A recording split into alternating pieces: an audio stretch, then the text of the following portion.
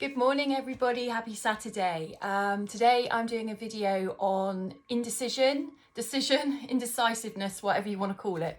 So I'm coming across a lot of people recently. I seem to go through stages of what I seem to attract to myself in work and around me.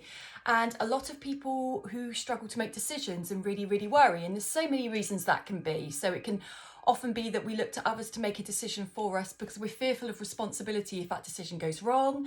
And also it can be to do with, it's always in childhood, stuff in our childhood where we weren't supported in being our best selves. You know, we weren't supported and encouraged in getting to know who we are, what we like. You know, we might have been quite strongly conditioned, which is very common. It's not about judging those situations. It's about realizing how they're impacting you now and unlearning them. So often I'll find people will come with a big decision and they just can't make one. And it usually comes down to a sense of self and identity. When you really know who you are, it's easier to make a decision.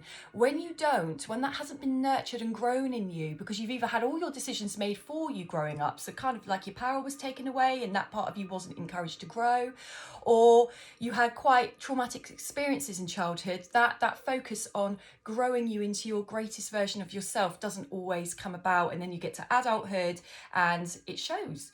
So I always say to people with decision making, and I have been somebody who's really struggled with decision making. Actually, it's usually the aftermath of a decision. I usually sit there worrying, looking back with what if, should I have, could I have, so I can make a decision, but then I struggle with it afterwards. The art of decision making is usually just make one. Doesn't matter whether it's right or wrong. And this is what I've been telling people for the last 2 weeks. Make one decision. Doesn't matter if it's right or wrong. You will be guided back to wherever you're meant to be or onto the next decision if needs be.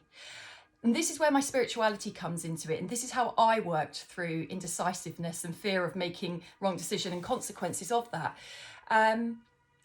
If you ask your head, it will talk you into a reason why you should do something that you shouldn't, or why you shouldn't do something you should. It'll just be a clutter, all based on your past experiences, because it's limited. That's all it knows. If you come down to your heart and ask, what do I feel, which is not words, it's not story, what do I feel I should do, you'll get a hunch.